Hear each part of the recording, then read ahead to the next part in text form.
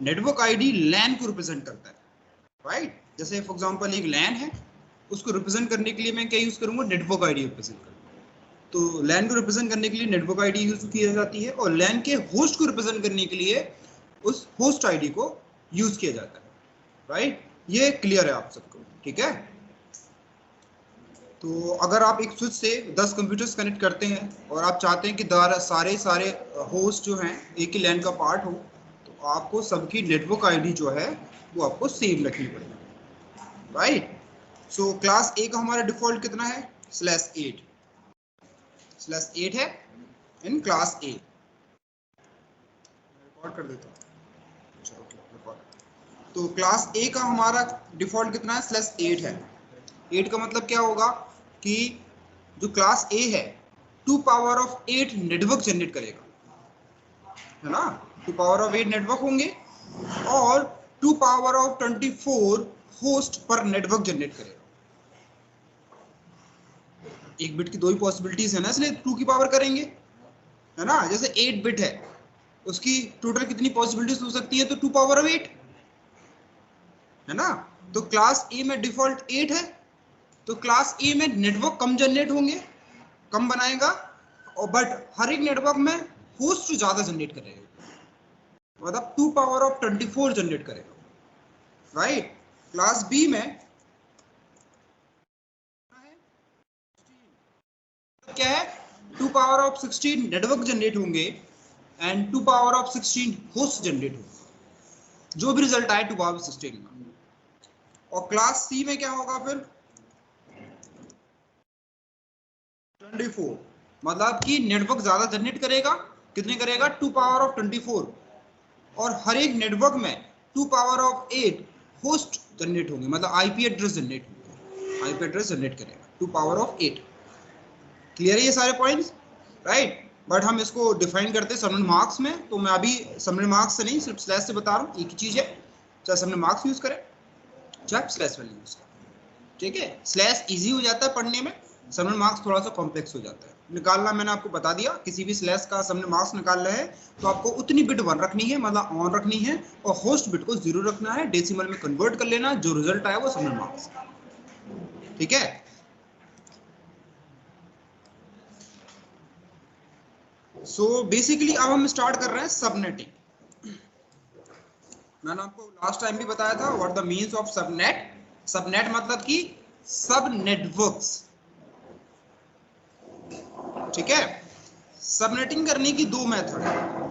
The first one is called FLSM, the second is VLSM, right? FLSM is a fixed length subnet marks, is a fixed length subnet marks. VLSM is a variable length subnet marks.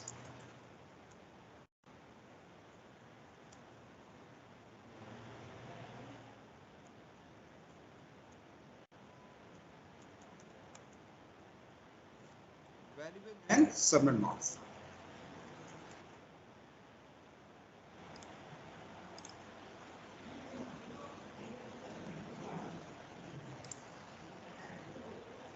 तो देखो इनको मैं समझाऊं ये क्या होते हैं, बहुत इजी लैंग्वेज में समझाता हूं, दोनों में मतलब क्या है।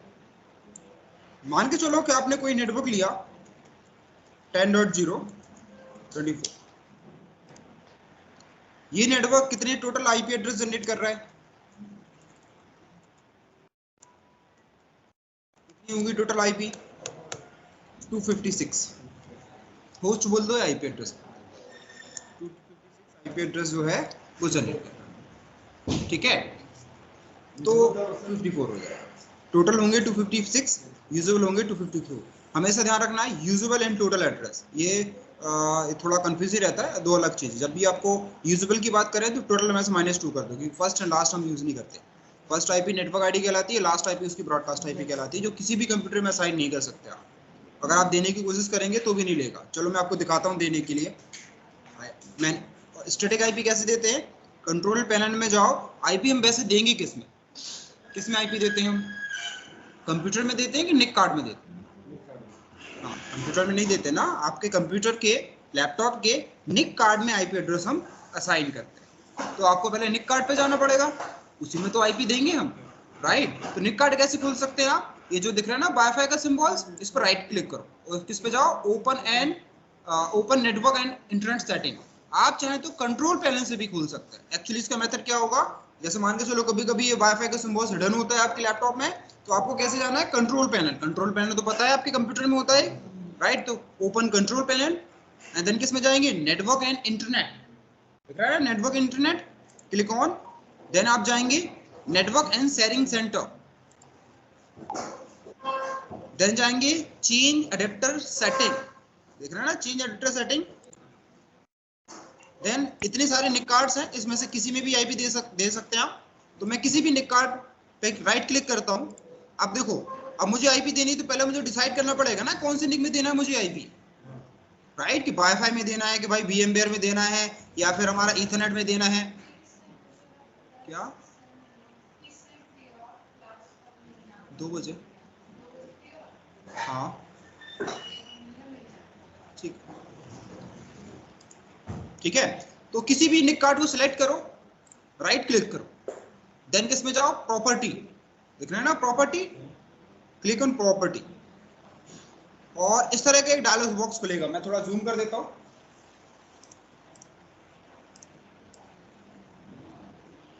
दिख रहा है इस तरह का डायलॉग बॉक्स, ठीक है। देन आपको जाना है, हमें IPv4 में देना है, तो हम किस में जाएंगे, इंटरनेट प्रोटोकॉल वर्जन 4, ठीक है। इसी तरह आपको IPv6 भी दिखाई देगा। इसका मतलब है मेरा विंडोज IPv4 IPv6 दोनों एड्रेसिंग सपोर्ट कर रहा है, राइट। विंडोज 7 से नीचे के ऑपरेटिंग सिस्टम IPv6 सपोर्ट नहीं करते। विंडोज 7 से नीचे कौन है, XP, है ना।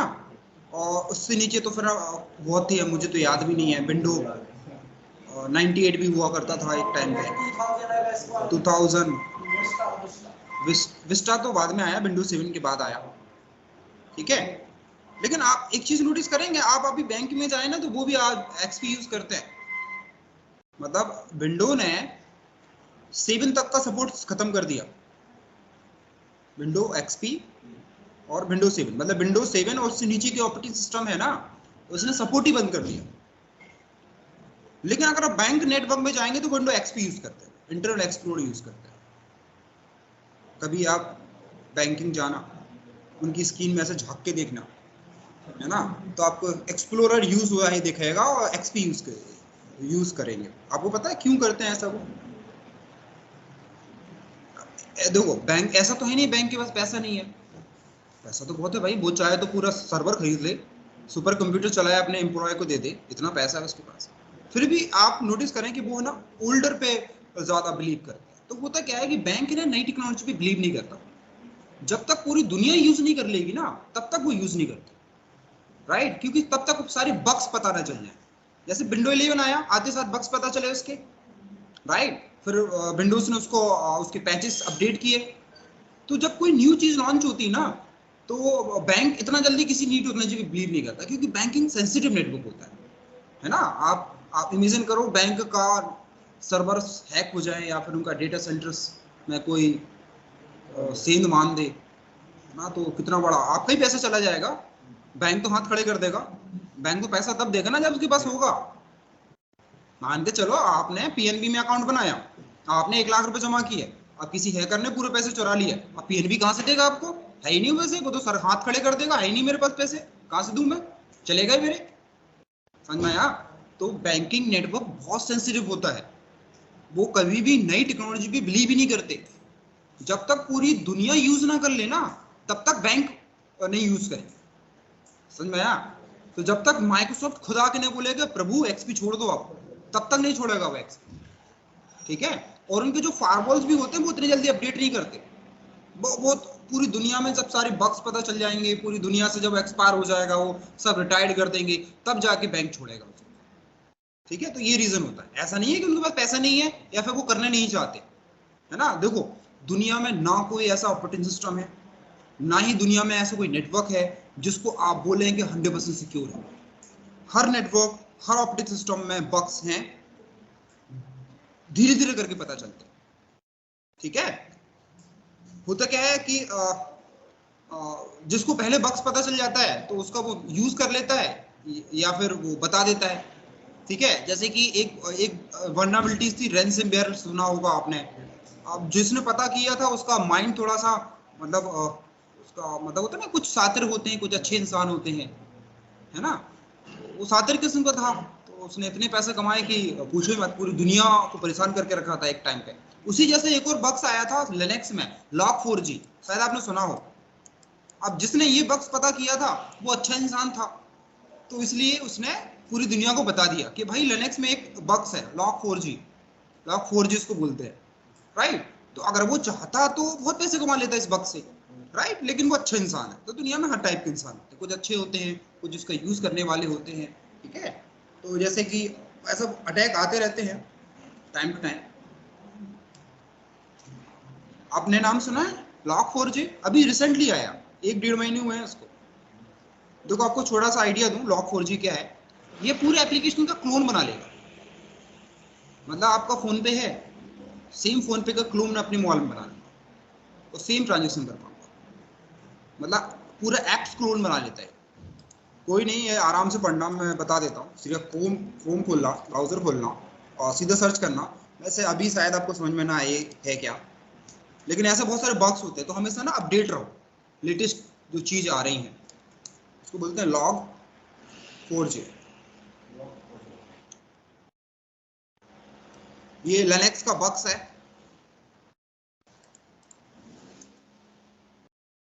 बेसिकली है ना, एक वर्ड होता है जिसको बोलते हैं वर्नाबिलिटीज। इसका नाम सुना आपने, what are the means of vulnerabilities? देखो, हम एक टेक्निकल वर्ड यूज करते हैं जिसको बोलते हैं वर्नाबिलिटीज। वर्नाबिलिटीज का मतलब होता है लूप होल्स। ठीक है, जैसे मान के चलो कि आपने गेट लगाया, है ना। अब गेट को खोलने का कोई तरीका है, किसी ने ढूंढ लिया, तो उसको क्या कहेंगे हम, वर्नाबिलिटीज। उसी तरह जब किसी प्रोटोकॉल में या ऑपरेटिंग सिस्टम में या किसी भी तरह का कोई सॉफ्टवेयर में कोई लूप होल्स या बग्स पता होता है, तो उसको बोलते हैं वर्नाबिलिटीज। वर्नाबिलिटीज मतलब कोई लूप होल्स। बात समझ में आई? तो वर्नाबिलिटीज कई टाइप की हो सकती है। प्रोटोकॉल वर्नाबिलिटीज भी हो सकती है, ह्यूमंस का मिसकॉन्फ़िगरेशन भी वर्नाबिलिटीज है, राइट। ऑपरेटिंग सिस्टम वर्नाबिलिटीज भी हो सकती है, एप्लीकेशन वर्नाबिलिटीज भी हो सकती है। ये आगे पढ़ेंगे, बेसिक टर्म्स होते हैं सिक्योरिटी के, राइट। तो वैसे समझ में तो आएगा नहीं, लेकिन फिर भी आप चाहें तो एक बार देख लेना, यहाँ पे बता देगा व्हाट द वर्नाबिलिटीज इन log4j।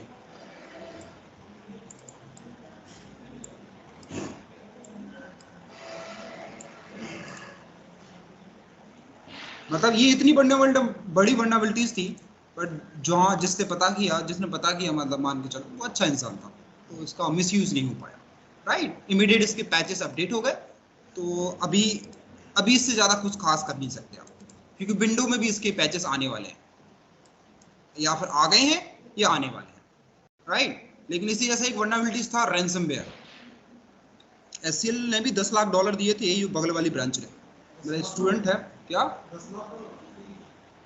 ये तो ट्रेलर है भाई, ऐसे बहुत कंपनियों पे उसने किया था रैनसमवेयर। आपको पता है ना, नाम सुना होगा रैनसमवेयर का। ये मेरा एक स्टूडेंट था जो एचसीएल में काम करता था सिक्योरिटी टीम में। उसने बताया था कि एचसीएल के सारे जो उस ब्रांच के जो डेटा था ना, सब इनक्रिप्टेड है। मतलब उस ब्रांच को यही पता नहीं है कि मेरे पास एम्प्लॉय कितने हैं। सारे डेटा को इनक्रिप्ट कर देता है, फिर डिक्रिप्ट करने के लिए की चाहिए होती है, उस की को देने के लिए वो पैसा मांगता है, राइट। तो एचसीएल ने दिए पैसे, ऐसे कई कंपनी ने दिए पैसा, एक ब्रांच ने दिए $10 लाख, मतलब 7-8 करोड़। ऐसे पता कितनी कंपनी ने दी होंगे उसको, तब जाके वो किया। आपको पता है रैनसमवेयर है क्या, क्या काम करता है, ये हम डिस्कस करेंगे सिक्योरिटी में। आपको कंफ्यूज नहीं करना चाहता, अब मैं बहुत शॉर्ट में बताता हूँ रैनसमवेयर है क्या, राइट। देखो, ऐसा समझो कि एक ताला है जिसकी 2 चाबियां हैं, ठीक है। अब उसमें खास बात यह है कि वो एक चाबी से लॉक होता है ताला, और दूसरी चाबी से ही खुलेगा। मतलब जिस चाबी से वो लॉक होता है उससे नहीं खुलेगा, उससे सिर्फ लॉक होगा, और जिससे वो खुलता है तो उससे वो सिर्फ खुलेगा। बात समझ आया? तो इनको बोलते हैं हम प्राइवेट की एंड पब्लिक की, राइट। तो पब्लिक की है जिससे ताला आपको लॉक होगा, प्राइवेट की जिससे ताला आपको खुलेगा, ठीक है। तो रैंसमवेयर क्या है, वो क्या करता है, सारे डेटा को आपको इनकप्ट कर देता है पब्लिक की से, और फिर बोलता है इतने पैसे दो तब मैं आपको प्राइवेट की दूंगा। अगर आप चाहते हैं डेटा को देखना, तो आपके सर्वर्स, आपकी स्टोरेज, आपके जितने भी डिवाइसेस हैं, जो भी डेटा है वो सारा इनकप्टेड हो जाएगा। जैसे मान के चलो कि मैं, मेरे लैपटॉप में इतना सारा जो जो डेटा है, जो कुछ भी मेरे फाइल हो, ये सब इनकप्टेड हो जाएगी। आप कुछ समझ ही नहीं पाएंगे है क्या ये। ठीक है, समझ में आया रैंसमवेयर क्या है? इस तरह से अटैक होता है। वो करते कैसे थे, ये सिंपली है ना, मेल डोमेन में एक मेल करते हैं। बेसिकली जितनी भी कंपनी का मेल डोमेन होता है उनका प्राइवेट मेल डोमेन होता है, पब्लिक नहीं होता। वो उनका खुद का मेल सर्वर बनाते हैं, राइट। तो होता क्या है, किसी एम्प्लॉय ने बस मेल को क्लिक किया, और होता क्या है कि आपके पास एक मेल आया, आपने बस लिंक पे क्लिक किया, वो पूरे नेटवर्क डोमेन में सेपरेट हो जाता है, पूरे नेटवर्क डोमेन में सेपरेट हुआ और सारे डेटा को इनक्रिप्ट कर दिया। ठीक है, ये आगे जब सिक्योरिटी पढ़ेंगे तब हम डिस्कस करेंगे। अभी ठीक है, अभी इसी पे आ जाते हैं। तो इसमें आईपी देने के लिए IPv4 पे जाना है, देन किस पे जाएंगे, प्रॉपर्टी। अब प्रॉपर्टी पे आएंगे तो आपको दो ऑप्शन दिखाई देंगे, दिख रहे हैं यहाँ पे। पहले क्या लगा हुआ, ऑब्टेन आईपी एड्रेस ऑटोमेटिकली, दूसरा क्या लगा, use the following IP address. तो पहले वाले पे क्लिक करेंगे तो ये DHCP से आईपी लेगा। आगे पढ़ेंगे, आगे है DHCP, शायद आपने नाम सुना हो, थोड़ा बहुत पता हो DHCP क्या होता है। DHCP एक सर्वर है, एक प्रोटोकॉल है जो कि डायनेमिक तरीके से आईपी एड्रेस देता है, राइट। अब जैसे कि आप वाईफाई से कनेक्ट करते हैं, लैन से कनेक्ट करते हैं, आपने आईपी तो दी नहीं है अपने कंप्यूटर्स को, तो कोई तो दे रहा होगा ना आईपी। आईपी तो है मेरे पास। तो ये जो पहला होता है ना, ये डायनेमिक आईपी जनरेट करने के लिए होता है। अगर आप स्टैटिक, क्या आईपी स्टैटिक मैन्युअली दोनों दे सकते हैं, सॉरी स्टैटिक और डायनेमिकली दोनों दे सकते हैं। ठीक है, इससे कोई फर्क नहीं पड़ता, चाहे आप डायनेमिकली आईपी लें चाहे स्टैटिक आईपी लें, दोनों एक ही चीज होती है। आईपी आईपी होती है, डजंट मैटर इज डायनेमिकली और इज स्टैटिक। तो स्टैटिक आईपी देने के लिए किस पे क्लिक करूंगा, use the following IP address, right. इधर मैं आईपी देने की कोशिश करूंगा 10.0। अब ये क्या 10.0, ये वैलिड आईपी एड्रेस है, ये तो नेटवर्क है ना, ये तो नेटवर्क है ना, ये वैलिड आईपी एड्रेस तो ना है।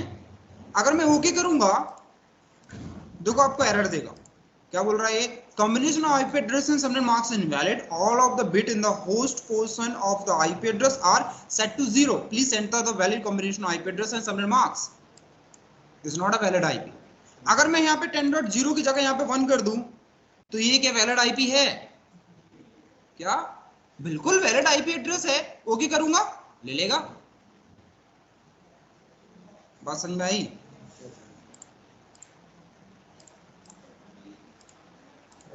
आगे हम डिटेल से डिस्कस करेंगे इनको।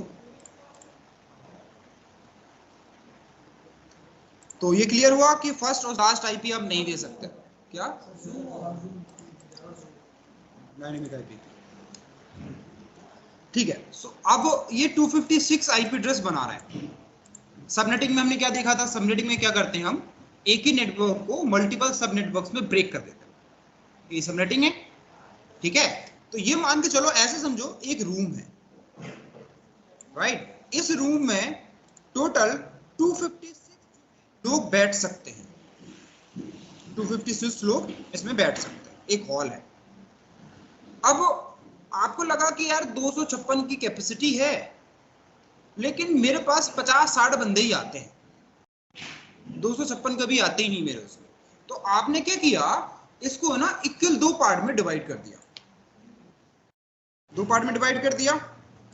अब दोनों में कितने होंगे, 128 लोग बैठ पाएंगे, 128 समझ में आया? ठीक है, तो हमने क्या किया, एक ही नेटवर्क को दो सब नेटवर्क में डिवाइड कर दिया। इस मेथड को क्या बोलेंगे हम, FLSM। अब आपने दूसरे पोर्शन जो डिवाइड किया, ठीक है, अब उसको भी लगा कि यार 128 लोग तो बैठ ही नहीं पाते, मेरे पास तो कम है, तो उसने क्या किया, इसको भी दो पार्ट में डिवाइड कर दिया। तो इन दोनों में कितने बैठेंगे, 64 होंगे ना। ठीक है, तो ये जो मेथड है, इस मेथड को बोलेंगे हम VLSM। समझ में आया? तो FLSM is a subnet divide network into multiple सब नेटवर्क्स, और VLSM is subnetting of subnet, मतलब हमने एक सबनेट बनाया, उसमें से फिर एक सबनेट बना दिया, वो कहलाएगा VLSI।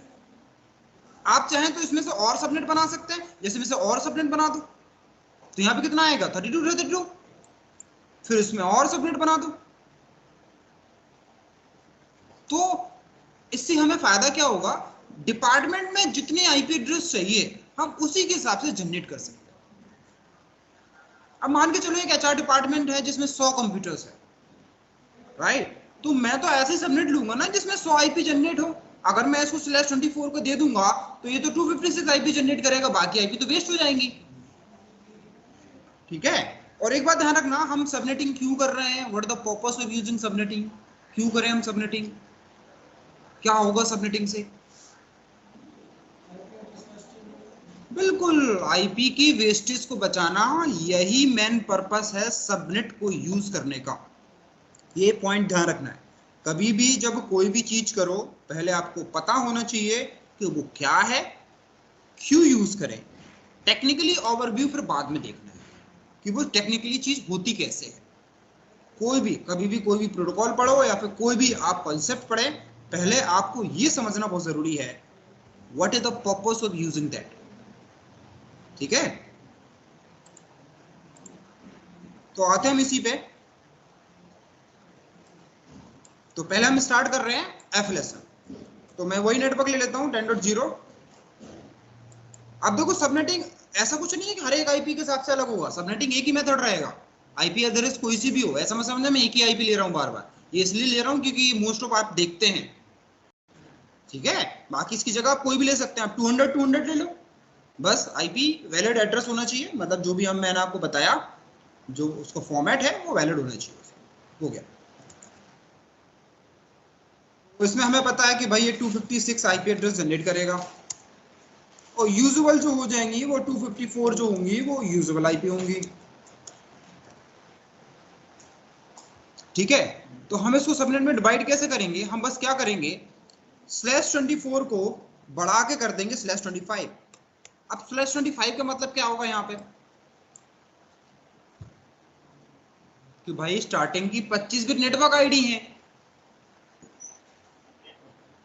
यही मतलब होगा ना 25 का।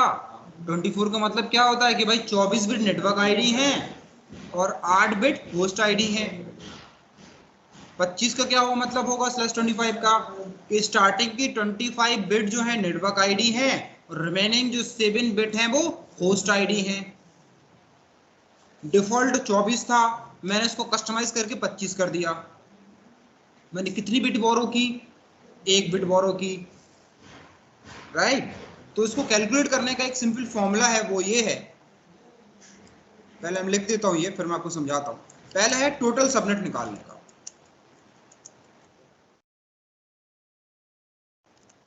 टोटल सबनेट निकालने के लिए आपको करना है 2 power of n,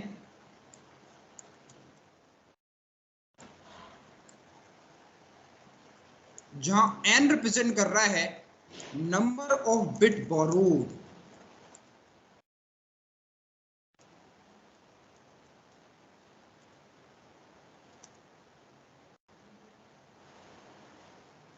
number of bit borrowed from default to customise, मतलब कि कितनी बिट बोरो की आपने डिफॉल्ट से कस्टमाइज की, राइट।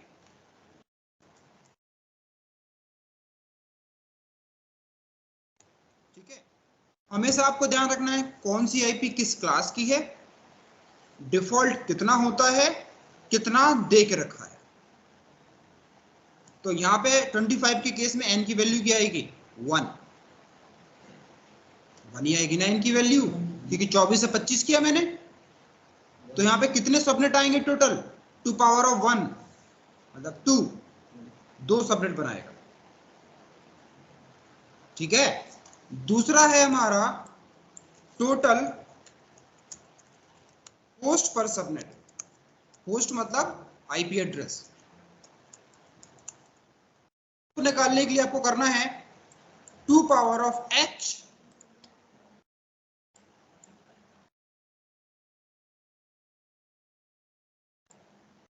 जहां पे h क्या रिप्रेजेंट कर रहा है, number of host bit remaining.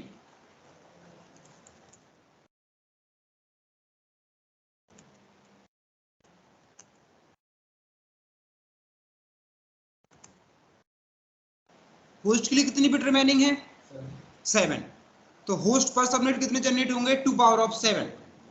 2 power of 7 का रिजल्ट कितना आएगा, 128। और यूजुअल के लिए क्या कर देंगे, 2 पावर h माइनस 2, राइट, यही होगा ना। तो वो लिखने की जरूरत है, फिर भी लिख ही देता हूं मैं। इस फॉर्मूले को याद रखना, काफी काम आएगा आपको।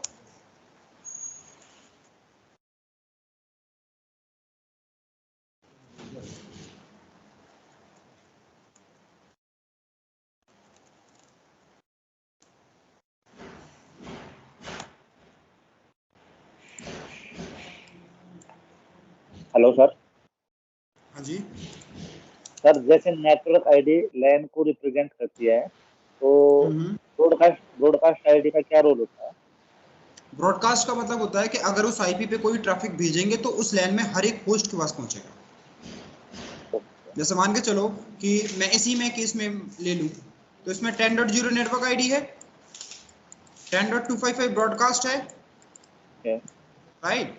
तो अगर मैं मान के चलो कोई ट्रैफिक भेजता हूं 10.2 को, तो वो सिर्फ किसके पास पहुंचेगा, 10.2 के पास पहुंचेगा, बाकी लैन में किसी के पास नहीं जाएगा, है ना। अगर मैं कोई ट्रैफिक भेजता हूं 10.255 पे, तो उस लैन में जितने भी यूजर्स होंगे उन सब तक पहुंचेगा। मतलब ब्रॉडकास्ट करना उस लैन के लिए, इस आईपी से अप्लाई कर सकते हैं, उस लैन में ब्रॉडकास्ट कर सकते हैं। ब्रॉडकास्ट का मतलब क्या होता है, 1 टू ऑल, सब तक पहुंचेगा।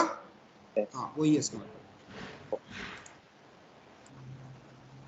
ठीक है, सो मैं आपको एक क्वेश्चन दूं, try to solve it. Question ये है, आपको बताना है मिनट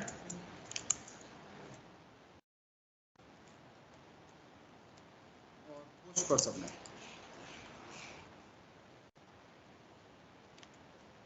दोनों के आंसर देना। होस्ट पे सबनेट कितना आया, बिल्कुल एग्जैक्टली, एंड हमारे सबनेट 4। ठीक है, देखो ये सबनेटिंग को ध्यान से देखना, आने वाला मतलब 40-45 मिनट तक। मैंने आपको कल ही बताया था, सबनेटिंग सीसीएनए का सबसे कॉम्प्लेक्स टॉपिक्स है। समझ में आ गया तो बहुत ईजी है, नहीं आया समझ में तो आपका दिमाग घूमते ही रहेगा इसमें। ठीक है, तो जो 30-40 मिनट की जो क्लास है उसको बहुत आराम से देखना, रिलैक्स होकर देखना। सबनेटिंग है, इजी नहीं है, मतलब इजी भी है हार्ड भी है, कुछ कई लोगों को बहुत हार्ड लगती है, कई लोगों को बहुत इजी लगती है ना। तो बस ये समझ पे होती है, देखो दुनिया में कोई चीज़ हार्ड नहीं होती है, ये बस आपके समझने पे होता है। समझ में आ गया तो इजी है, नहीं है समझ में तो कॉम्प्लेक्स है, सिंपल है। ठीक है, लेकिन अगर आपने कैलकुलेशंस बंद कर दी तो आपके दिमाग खुल जाने, इतनी कैलकुलेशन अभी करनी पड़ेगी आने वाले 30 से 40 मिनट के अंदर आप। ठीक है, बट अगर आपको कैलकुलेशन आ गई तो आपको सबनेटिंग बहुत ईजी हो जाएगा। सो अब मैं क्या कर रहा हूँ, अब हम इसी तरह आप 27 को भी सॉल्व कर पाएंगे, ईजी होगा, है ना। 27 अगर मैं इसी में 27 अगर आपको सॉल्व करूँ /27, तो सब कितने सबनेट आएंगे, 8 आ जाएंगे। और होस्ट पर सबनेट कितने आएंगे, 32 आ जाएंगे। समझ में आया। 28 को भी सॉल्व कर पाएंगे, सबनेट कितने आ जाएंगे, 16। और होस्ट पर सबनेट कितने आ जाएंगे, 16, राइट, हो जाएगा। तो मैं काम करता हूँ, आपको एक चार्ट बनवाता हूँ, ये इन फ्यूचर में काम आएगा चीजों को कैलकुलेट करने के लिए। आपको करना क्या है, एक साइड लिखना है टोटल सबनेट, यूजुअल में तो सिर्फ -2 करना है, यूजुअल बताने की जरूरत ही नहीं है, जो टोटल आएगा उसमें -2 कर दो, यूजुअल आ जाएंगे।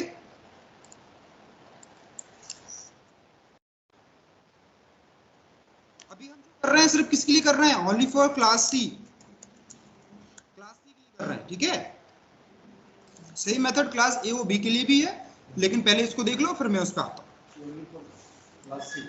हाँ, अभी सिर्फ हम क्लास सी के लिए कर रहे हैं। ठीक है,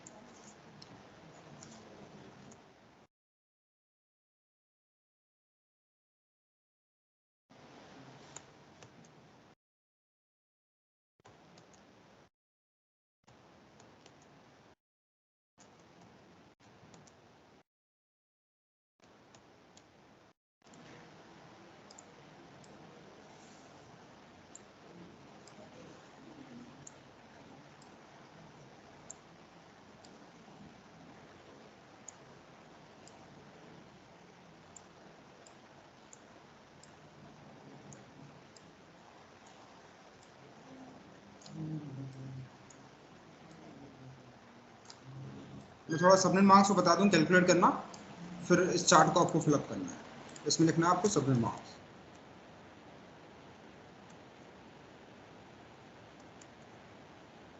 पहले एक काम करो, इनको फिलअप कर लो, फिर सबनेट मार्क्स पे आता हूँ। इन वैल्यूज को फिलअप कर पाएंगे?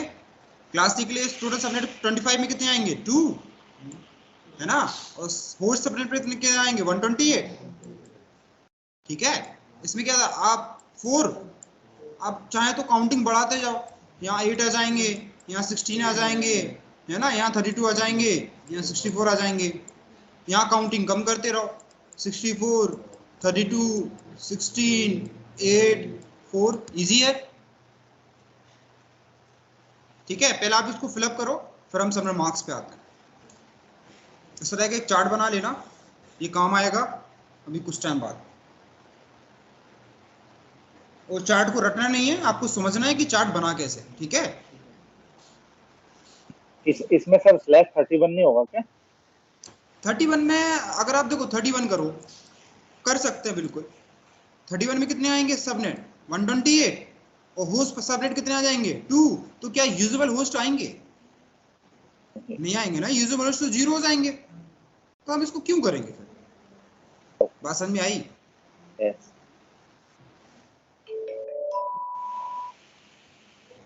ठीक है, लिख लिया। अब आते हैं हम हर एक स्लैश का सबनेट मार्क्स कैलकुलेट करने के लिए कि कैसे कैलकुलेट करना है। तो सबनेट मार्क्स कैलकुलेट करना बहुत इजी है। जैसे मुझे स्लैश 25 का सबनेट मार्क्स मुझे कैलकुलेट करना है, तो इसके लिए पहले काउंटिंग है जो मैंने आपको बताई थी ना, बाइनरी डेसिमल वाली। ये काउंटिंग पहले आप लिख लो, आपके लिए इजी हो जाए।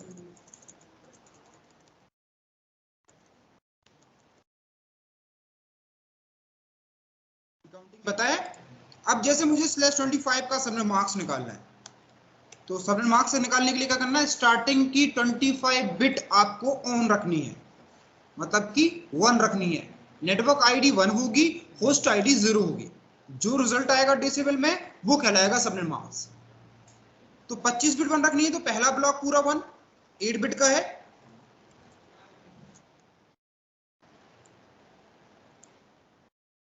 दूसरा ब्लॉक पूरा 1, तीसरा ब्लॉक पूरा 1, और चौथे में पहला 1 और लास्ट ऑफ 0।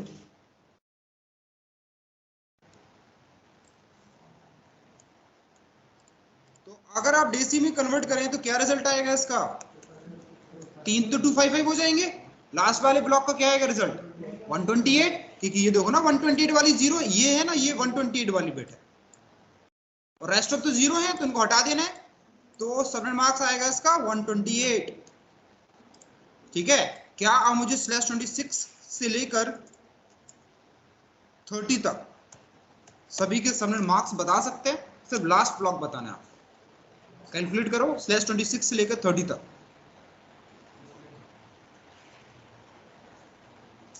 पहले 26 का बताओ, क्या होगा सबनेट मार्क्स स्लैश 26 का? यहाँ पे बस क्या होगा 26 में? ये 1 हो जाएगा। क्या आएगा? बिल्कुल 192 आएगा। 128 प्लस 64, 27 का क्या आएगा फिर? हाँ बिल्कुल 192। 27 का क्या होगा बताओ? 224 यही आएगा। तो अब आपको करना है इस चार्ट में सभी के सबनेट मार्क्स को फिलअप करना है। खुद ही कैलकुलेट करो, फिलअप करो इसे।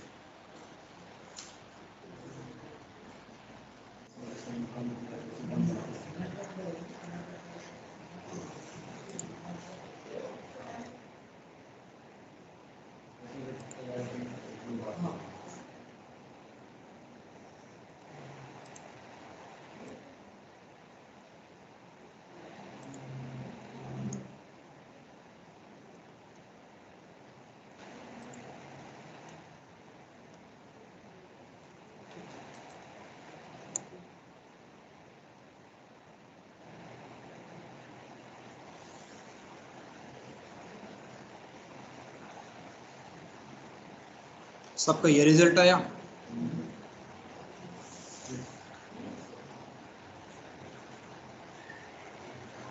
इस चार्ट में कोई भी ऐसी वैल्यू हो जो समझ में ना आई हो कि वो कैसे आई, सारी वैल्यूज क्लियर हैं, फिर कैसे कैलकुलेट की गई उनको, है ना। बस इस चार्ट को बनवाने का मेन मोटो है ताकि आप क्या क्या है डॉट है, ये मैंने लास्ट पोजीशन लिखा है ना, पूरा तो सब में 255 है ना भाई, तो वो क्यों लिखूं बार बार एक ही चीज में। लास्ट ब्लॉक में ही चेंजेस हो रहा है ना, तो लास्ट ब्लॉक ही लिखा मैंने।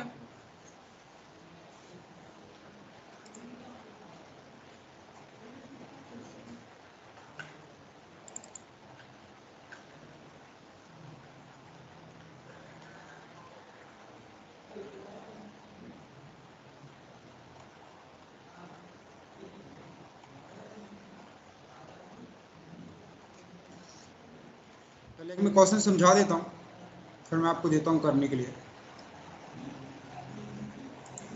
मान के चलो आप किसी कंपनी में गए, सो आपका मैनेजर बोलता है कि आप ये नेटवर्क आप यूज करें, ठीक है, और बोल रहा है इस नेटवर्क में से आपको 14 डिपार्टमेंट को आईपी देना है। 14 डिपार्टमेंट है, अलग अलग, मान लो sales, HR department, IT department, अलग अलग तरह के 14 डिपार्टमेंट्स है, राइट। और इन सारे 14 डिपार्टमेंट्स में 14 जो है कंप्यूटर्स रखे हुए हैं, होस्ट हैं। तो कम से कम हर एक लैन में आपको 14 आईपी एड्रेस चाहिए।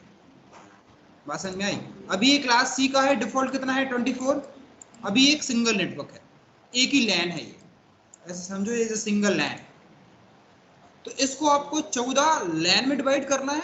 लैन एक्चुअली हम क्या बोलेंगे, सबनेट बोलेंगे, टेक्निकली इसको क्या बोलेंगे, सबनेट। अब लैन को भी समझ लो, तो मुझे 14 लैन या 14 सबनेट चाहिए, और हर एक सबनेट में कम से कम 14 आईपी एड्रेस जो है वो होना चाहिए, राइट। तो यहाँ पे लिखा भी है number of needed subnet, number of needed usable host. यहाँ पे क्या है, यूजेबल होस्ट चाहिए, टोटल नहीं, यूजेबल। अब मैं आप बताओ, ये डिफॉल्ट 24 में है, मैं इसको किस स्लैश में सॉल्व करूं ताकि मेरे 14 सबनेट बन जाए। चार्ट खोल के देखो, देखो किस में आ रहे हैं 14 सबनेट, 28 में। 28 में आ रहा है ना, तो उसको /24 से किस में सॉल्व करूंगा, 28 में मैं सॉल्व करूंगा। अब आपको इन सब के आंसर्स देना, जैसे कि किस क्लास का है, क्लास C का है, डिफॉल्ट कितना है 24 का, इसका डिफॉल्ट है 24 का ही सबनेट मार्क्स है। फिर पूछ रहा है कस्टमाइज, 28 का सबनेट मार्क्स कितना होता है, यही 28 का है। टोटल नंबर ऑफ सबनेट कितना बना रहा है, 16 बना रहा है। Total number of host generate कितनी कर रहा है, 16 कर रहा है। यूजुअल कितने हो जाएंगे, 14 हो जाएंगे। कितनी बिट बोरो की आपने, 4 बिट बोरो। तो आप चाहें चार्ट का भी हेल्प ले सकते हैं इनिशियली तौर पे अभी, बट जैसे जैसे आप प्रैक्टिस आगे करेंगे तो इस चार्ट की आपको जरूरत नहीं पड़ेगी इन फ्यूचर।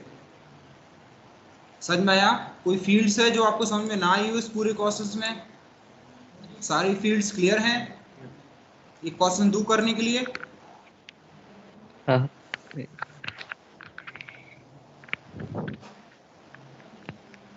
ये सॉल्व करो, हुआ ना, किस में सॉल्व करेंगे इसको, किस में करेंगे, 27 में सॉल्व करेंगे। मतलब डिफॉल्ट 24 था, क्लास C है, डिफॉल्ट 24 है, तो 24 से हम इंक्रीज करके इसको 27 में सॉल्व करेंगे, मतलब 3 बिट बोरो करेंगे। आपको जो चार्ट बनवाया है उसमें सारे आंसर्स हैं, सारे, बस थोड़ा समझने की जरूरत है बस। देखो यहाँ आंसर देख लेते हैं। एक क्लास C ये तो सबको पता है, डिफॉल्ट कितना है ये भी सबको पता है, 24 है भाई, क्लास C का 24 है। अब जो कस्टमाइज है हमें किस में सॉल्व करना है, सबसे पहले देखो किस में सॉल्व करना है। मुझे 6 सबनेट चाहिए, मिनिमम 6 सबनेट लेने के लिए मुझे कम से कम इसमें 3 बिट बोरो करनी पड़ेंगी, क्योंकि 2 पावर ऑफ 3 होगा 8। तो हमें 6 सबनेट चाहिए, जनरेट करेगा 8, तो कोई भी 6 यूज कर लेंगे, 2 वेस्ट हो जाएंगे, राइट। तो 27 का सबनेट मार्क्स लास्ट में कितना आएगा, 224।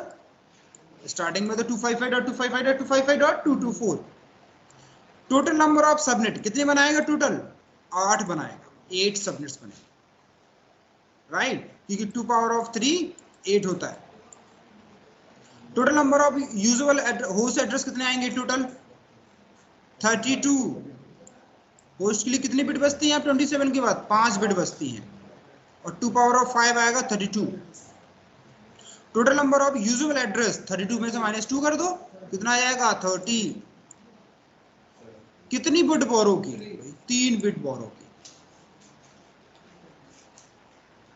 किसी फील्ड में कोई डाउट, कोई भी क्वेश्चन, ये चीज कैसे आई?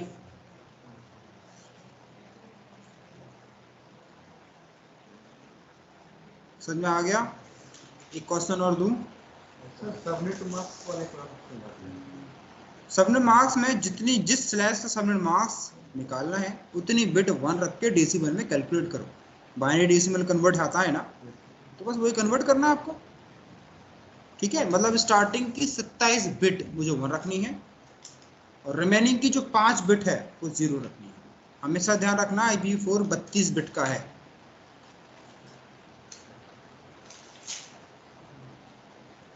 ठीक है, एक क्वेश्चन दूं लेक नेक्स्ट।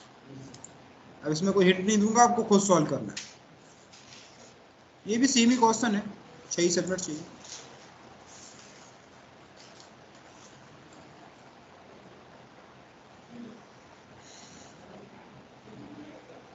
ये करो, हो गया सॉल्व। देखना है इसके आंसर्स। ये तो क्लास C है, डिफॉल्ट 24 का। किसमें सॉल्व किया इसको? कितना लिया? कस्टमाइज क्या है? 26 में सॉल्व किया, और 26 के लास्ट में कितना आएगा? .192 255.255.255.192। टोटल ऑफ सबनेट कितने बन रहे हैं? 4। और यूजुअल होस्ट कितने आ रहे हैं? टोटल 64। टोटल यूजुअल कितने हो जाएंगे? 62। कितनी बिट बोरो की? 2 बिट बोरो। क्लास C समझ में आया? इसी तरह के सारे क्वेश्चंस हो जाएंगे आपसे। क्लियर है सारे पॉइंट्स? क्लास C अगर आपको समझ में आ गया तो क्लास B भी समझ में आ जाएगा।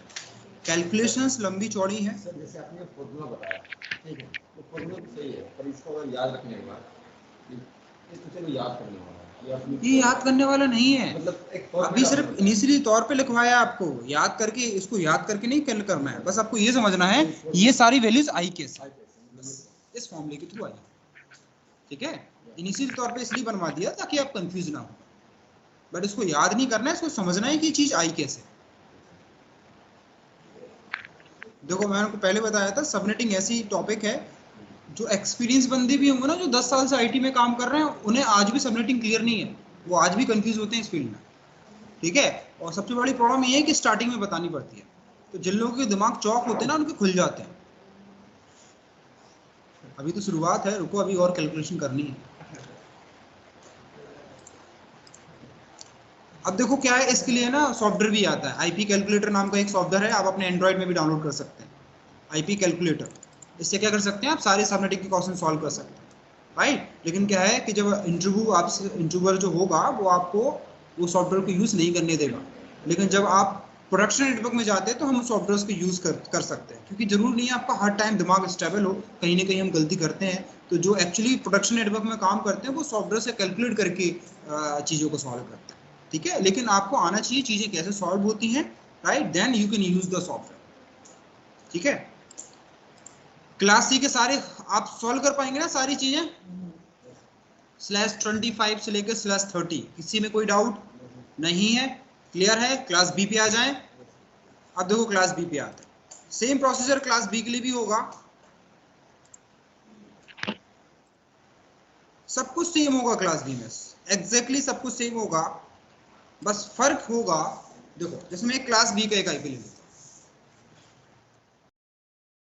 क्लास B का आईपी है, डिफॉल्ट कितना है? 16 है, राइट। अगर मैं इसको 16 से 17 कर दूं, कितनी बिट बोरो की मैंने? 1 बिट बोरो, तो टोटल सबनेट कितने आएंगे? 2 पावर ऑफ 1, मतलब 2 सबनेट्स बनाएगा। अब होस्ट के लिए कितनी बिट रिमेनिंग है आप बताओ? 15 बिट्स रिमेनिंग है, तो टोटल होस्ट कितने जनरेट करेगा ये? 2 पावर ऑफ 15। समझ आया? सेम 18 के साथ भी होगा, 19 के साथ भी होगा, 20 के साथ भी होगा। समझ में आया? तो मैं एक दो क्वेश्चन को सॉल्व कर देता हूँ, जैसे इसी को लिख देता हूँ /17 को मैं बता देता हूँ फॉर क्लास बी। अभी हम किसके लिए कर रहे हैं? For class B. प्रोसीजर बिल्कुल सेम है, बस फर्क इतना है कि क्लास सी में हम 24 से आगे बढ़ते हैं और क्लास बी में हम 16 से आगे बढ़ेंगे। और क्लास ए में कहां से आगे बढ़ेंगे? /8 से आगे बढ़ेंगे। तो क्लास ए में आप 8 to 30 तक जा सकते हैं, क्लास बी में आप 16 से 30 तक जा सकते हैं, और क्लास सी में आप 24 से 30 तक जा सकते हैं। कब नहीं होगा? ऐसा नहीं होगा कि आप 24 से 23 कर दें क्लास सी में। जैसे क्लास बी का डिफॉल्ट 16 है, तो 16 से आगे जाना है, पीछे नहीं आना। एक रूम है जिसमें 256 बन सकते हैं, उस रूम को बढ़ा तो नहीं देंगे कि इस दीवार तोड़ के साइड वाला रूम भी अंदर, ठीक है? ऐसा नहीं होगा। इसमें आप एक बड़े से हॉल को डिवाइड कर सकते हैं, पर ऐसा नहीं हो सकता कि आसपास के हॉल भी अपने साइड में ले लें। तो जो 17 है, इसमें जो टोटल सबनेट होंगे सेम फॉर्मूला रहेगा, कोई चेंजेस नहीं है। 2 पावर ऑफ 1,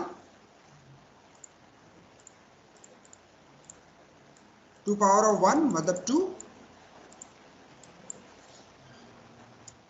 होस्ट पर सबनेट जो होगा वो होगा 2 पावर ऑफ 15।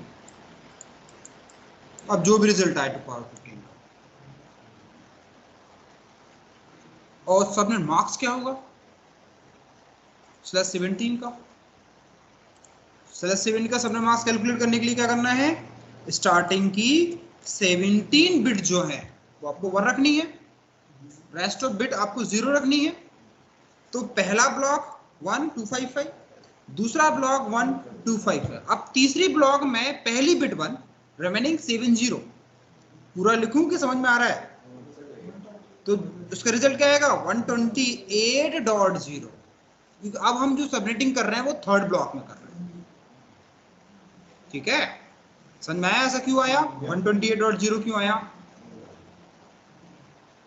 एक दो क्वेश्चंस दूं इसके क्लास बी के।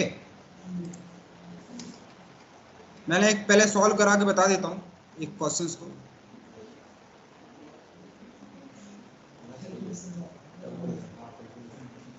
जिसी किसी को क्वेश्चंस ले लो, वो बोल रहा है ये नेटवर्क यूज कर लो, क्लास बी का है, और वो क्या बोल रहा है कि मुझे 1000 सबनेट चाहिए, और हर एक सबनेट में कम से कम 16 जो होस्ट हैं, सॉरी 16 आईपी एड्रेस जनरेट होना चाहिए। मुझे कितने चाहिए? 1000 होस्ट चाहिए, सॉरी नेटवर्क चाहिए, 1000 सबनेट चाहिए। अब डिफॉल्ट हमारा 16 का है। अब बताओ 16 से मैं कितना आगे बढ़ूं ताकि मेरे 1000 सबनेट बन जाए? देखो 2 पावर ऑफ 8 की वैल्यू आपको पता है ना? 2 पावर ऑफ 8 कितना आता है? 256। मतलब 8 बिट बोरो करने पे भी 1000 होस्ट नहीं आ रहे, नहीं आ रहा है ना 8 बोर्डों पे। अब 9 बिट बोरो करो तो 2 पावर ऑफ 9 कितना आएगा? इसका डबल कर दो तो कितना आएगा? 512। 512 आएगा ना? अभी भी नहीं आ रहा है, 1000 चाहिए। फिर एक बिट और बोरो करो 2 पावर ऑफ 10, इसका भी डबल हो जाएगा तो कितना आ जाएगा? 1024। तो कितनी बिट बोरो करेंगे हम? 10 बिट, 10 बिट बोरो करेंगे। मतलब इसको /16 से किसमें सॉल्व करूंगा मैं? इसको 26 में सॉल्व करूंगा। 10 बिट बोरो करेंगे तो 26 आ जाएगा ना 16 का, राइट? तो अब आते हैं इसके सारे आंसर्स पे। तो क्लास बी है, ये हमें पता है। डिफॉल्ट 16 का ये भी पता है। अब 26 का सबने मार्क्स क्या होगा? यही होगा ना, स्टार्टिंग 26 बन रख दो। टोटल सबनेट कितने आ रहे हैं? 1024। अब 26 बिट हमने नेटवर्क को दे दी, होस्ट के लिए कितनी बिट पर रिमेनिंग है? अब 26 बिट नेटवर्क को दे दी तो होस्ट के लिए कितनी बिट रहेंगी? 6 बिट। 32 माइनस 20, टोटल हमारा 32 बिट का होता है, राइट? 6 बिट है और 2 पावर ऑफ 6 कितना आएगा? 64। तो आ रहा है यहाँ पे टोटल 64 यूजेबल 62। कितनी बिट बोरो की? 10 बिट बोरो की। मेथड सेम है, बस कैलकुलेशंस लंबी है। वही सेम डिक्टो मेथड है। हाँ जी, एक क्वेश्चन था, जैसे हाँ हमें सबनेट निकालने हैं 1000, तो ये थोड़ा डिफिकल्ट है, तो क्या हम पहले होस्ट निकाल सकते हैं? होस्ट हमें पता है कि 2⁶ है, तो बाकी बचे हुए हमारे सारे सब नेटवर्क हो जाएंगे। आपको जैसे भी समझ में आ जाए, जो भी चीज़ समझ में आ जाए, राइट। बट हम प्रेफर यही करते हैं पहले सबनेट निकालने के लिए, क्योंकि इससे ना आपका आंसर थोड़ा ठीक आता है। सब अब मान के चलो उसने होस्ट में ये दे रखा होता कि मुझे सिर्फ 5 होस्ट मतलब 4 होस्ट चाहिए, तो आप होस्ट के हिसाब से थोड़ा बनाएंगे आप। ठीक है, 4 होस्ट चाहिए तो आपका ये तो फिर आगे निकल जाता, 28 में पहुंच जाते आप। तो सबनेट तो बहुत सारे आ जाएंगे ना यहाँ पे। तो सबनेट और होस्ट दोनों को फोकस करना होता है बेसिकली। ठीक है, बट आप स्टार्टिंग करो सबनेट से, उससे आपका आंसर करेक्ट आएगा। ठीक, सेम है, बस कैलकुलेशन लंबी है, ट्राई करो। 2000 सबनेट चाहिए मुझे। याद रखना 2 पावर ऑफ 8 का रिजल्ट होता है 256, 8 बिट बोरो करने का। सर हाँ जी बताइए। हेलो, जी आवाज आ ये रही जो है। सर अभी आपने क्वेश्चन किया है, इसमें सर जो डिफॉल्ट सबनेट मास्क है, इसमें ये जो आएगा ना सर 255.255.254, या ये रहेगा सर नहीं 255? नहीं, डिफॉल्ट सबनेट मास्क तो 16 का होगा ना, 255.255.0.0 ये होगा डिफॉल्ट 16 का। ओके। क्लास बी का है ना ये तो क्लास बी का तो डिफॉल्ट तो 16 होता है। हो गया सॉल्व? किसने सॉल्व किया आपने? मतलब 16 से कितना लिया? 27 ने सॉल्व किया। कितनी बिट बोरो की? 11 बिट बोरो। बताने की जरूरत तो नहीं है 11 क्यों लिया हमने, लेकिन फिर भी मैं बता देता हूँ। देखो अब 2 पावर ऑफ 8 आपको याद रखना, ये 256 होता है। ठीक है, ये हमें पता है। अब इसके आगे ना बढ़ाते जाओ। अब 2 पावर ऑफ 9 करो, कितना आ जाएगा? 512, है ना। 2 पावर ऑफ 10 कर दो तो कितना आ जाएगा? 1024। और 2 पावर 11 कर दो, कितना आ जाएगा? 2048। हमें 2000 चाहिए, 48 वेस्ट हो जाएंगे, कोई बात नहीं। ठीक है, मतलब 11 बिट बोरो करेंगे, और 11 बिट बोरो करेंगे तो हम 16 से इसको 27 में सॉल्व करेंगे। 16 प्लस 11 27। ठीक है, तो ये डिफॉल्ट तो हमारा 16 का आएगा 255.255.0.0। वो कस्टमाइज क्या होगा? क्या होगा 27 का सबने मार्क्स? बिल्कुल 255.255.255.224, ये हमारा 27 का सबने मार्क्स होगा। टोटल और सब नंबर ऑफ सबनेट कितने आ रहे हैं? 2048 हमारे आ रहे हैं टोटल। और टोटल नंबर ऑफ होस्ट अब जनरेट कितने करेगा? कितना? 32 हमारे टोटल आ जाएंगे, और यूजुअल 30 आ जाएंगे, और हमने जो बोरो की है वो 11 बिट बोरो की। क्लियर है? क्या इसी तरह आप क्लास ए का सॉल्व कर पाएंगे? क्वेश्चन दे दूं? सेम प्रोसीजर है, बस कैलकुलेशन ज़्यादा है। ठीक है, सेम। आप चाहें तो मोबाइल में कैलकुलेटर भी यूज़ कर सकते हैं। ठीक है, अगर आपको ज़्यादा प्रॉब्लम आ रही है कैलकुलेशंस में। ठीक है, लेकिन अभी तो आपको मैनुअली करना है, बाकी आप इसके लिए आईपी कैलकुलेटर मैंने बताया होता है, तो आप इसको यूज़ कर सकते हैं। ये भी इजी है वैसे, इसको सॉल्व कर पाएंगे। ये क्लास ए का है। आप बस सबनेट पे ध्यान दो, इस पे ध्यान मत दो, ये लंबा चौड़ा है, इस पे ध्यान मत दो। बस आप ये ध्यान दो कि एक 126 सबनेट किस स्लैश में जनरेट हो, आपके सारे आंसर मिल जाएंगे।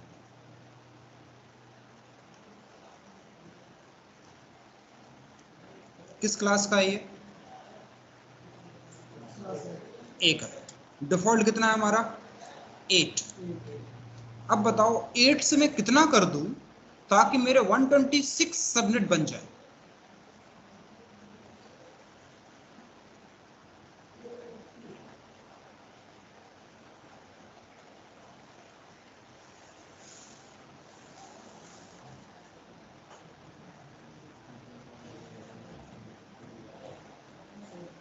सेवन बिट बोरो करेंगे ना। 2 पावर ऑफ 7 कितना आएगा? 128, राइट।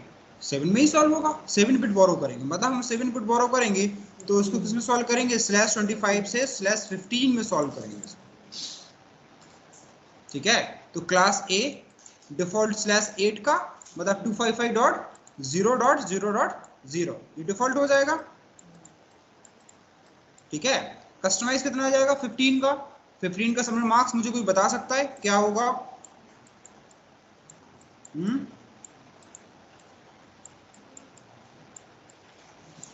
कोई नहीं, आप कैलकुलेट कर लेना। सबमिट मार्क्स होगा 255.254.0.0। ठीक है, अब टोटल सबनेट कितने निकल रहे हैं इसमें? 2 पावर ऑफ 8 मतलब 128 जो होंगे वो सबनेट यहाँ पे आ रहे हैं।